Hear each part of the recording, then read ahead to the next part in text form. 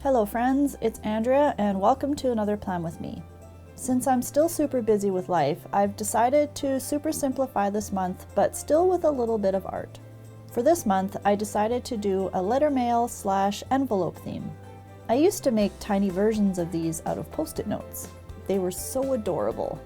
So this is a super simple title page with Hello November written on it.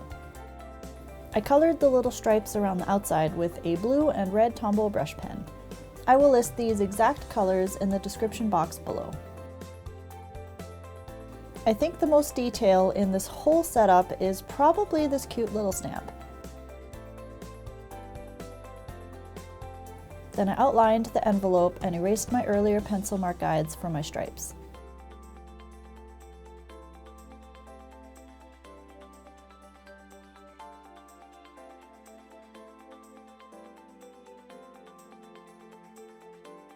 For my calendar page, I wrote the date at the top in the same cursive font. I'm still practicing my brush pen calligraphy and wasn't 100% sure if it would turn out, so I went with coloring in the lines, which is perfectly okay. I bet most people do this because, like me, they are intimidated to make that official on their page, and mostly because it's easier for me. Then I colored in every other box with the red and blue. I don't think I'll need a big calendar this month since most of my stuff I need to do can be added to my task list. So I believe each box is 3 squares wide and 6 squares tall, with the top box being the colored stripe. Then I wrote important on the side and Monday to Sunday at the top. After numbering the days, I gave the whole thing a gray drop shadow.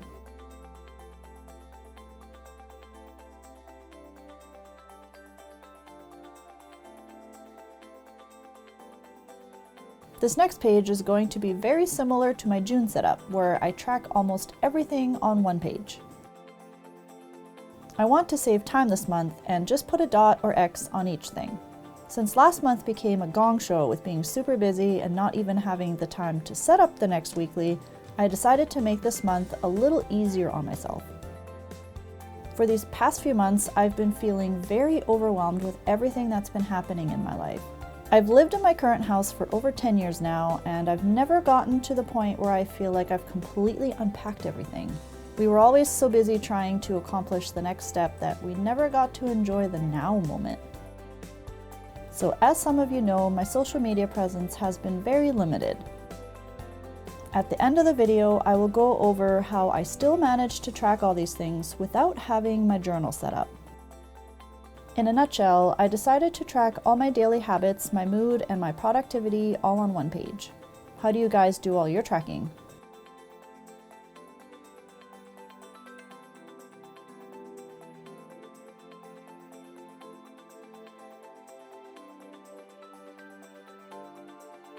I used a small version of this list at the end of October and really enjoyed seeing all the tasks gathered in one section. Wanting to utilize this section again, I made a very large version of it. I guess at the end of the month, I will know whether or not I like the setup style. I added the accent blue and red stripes around the page, using it as kind of a border. When I began outlining, I screwed up the bottom left side twice, but that's okay. My white gel pen will cover that up.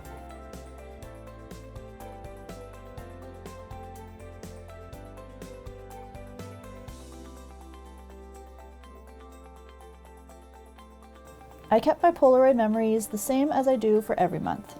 I've actually been creating my own Polaroids by printing them with my own printer and cutting them out. But I do really enjoy the actual look and feel of the physical Polaroid.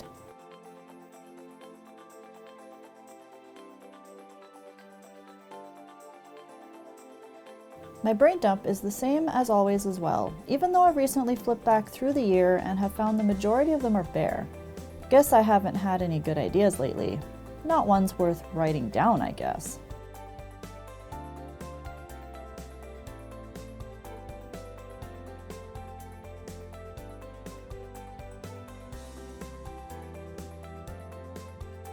I also wanted to have more freedom for my weekly spreads, so I decided to track my sleep and water on this page.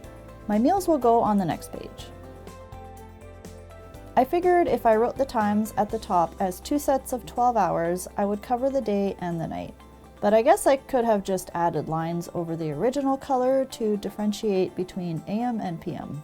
Oh well.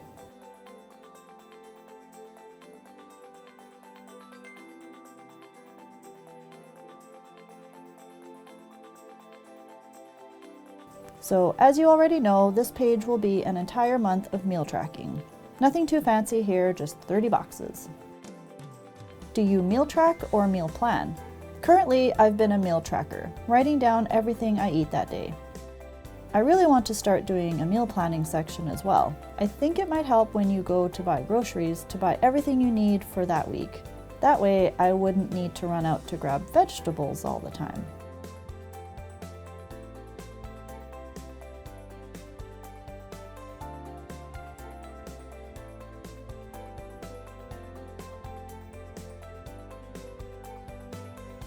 So of course, I go and take out all the things I normally track in the weekly and leave my weekly completely wide open. I did quite enjoy the unbound boxes of not having each day pre-set up. That way, if I had a lot to write about on any day, I could keep going.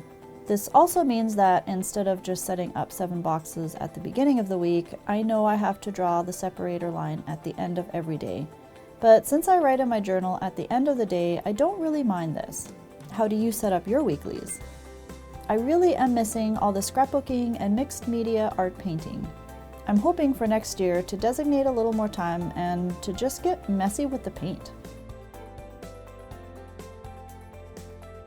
Alright, before we get to the final flip through, I'm going to address my last month's lack of productivity or motivation when it came to my bullet journal. To be completely honest, I lost all motivation to bullet journal for most of October. I was doing renovations on my house and cleaning up years of collected stuff. This was more of a priority than it was to set up pretty bullet journal pages. I was also getting bored with my bullet journal. I know that for next year, I'm switching it up big time, and I actually was more excited about that than I was to finish off this year. And knowing how behind I am on everything, it was just stressing me out to the point that I didn't want to do anything at all. Counterproductive, I know, right? But I knew I still wanted to finish October and this year. So since I filled this out long after October was done, I wanted to show you how I still kept track of everything without getting fancy and painting in my journal every day. I tracked everything on a scrap piece of paper. This was super fast, by the way. I had the date at the top, as well as my sleep, water, mood for the day, all my normal habits as icons. Then at the end, I had my meal tracking section. So everything I would normally track in my bullet journal, just on one page. So under each one, I wrote the current day, hours I slept, water as filled in circles, and my mood. Under that, I wrote all the tasks that get done, and also like a diary style entry for anything I thought was worthy of writing down to remember. I love that in my old journals, I can go back and read about what happened that day. Then I put a check mark under each habit that I accomplished that day and wrote down all the food like I normally would in my journal. Now, this could be the way you choose to bullet journal. I actually like this a lot because there are no pages to flip through to get to everything. So when I did get to fill in my journal later on, I do have to mention my pros and cons about setting up the whole week in advance. When I do set up the whole week, I love that they are already finished and ready to go. One less thing to do the night before or the morning of each day. But as you can see in this spread, I liked being able to just write. So if it was a non-busy day, it was a smaller box, and the busier days got a bigger box. I wasn't left with days that had nothing written in them or days that I wanted to write so much that I ran out of space. Which way do you prefer to bullet journal your dailies? I think I really like this open one. I love how each of these pages turned out. I still sectioned each layout as one week, so there is some structure I keep to this. But as you can see on this page, I wrote more than this one spread could hold, so I added a small scrap of paper with a bit of washi tape for the extra day. If you weren't keeping each layout as a week, you could just keep going with days and continue them on the next page. I actually did this for a whole 2 years before I started getting all fancy with my bullet journal 2 years ago. Well, enough chit-chat for now. I hope you've enjoyed a less time-consuming setup. I love the Lettermail envelope theme.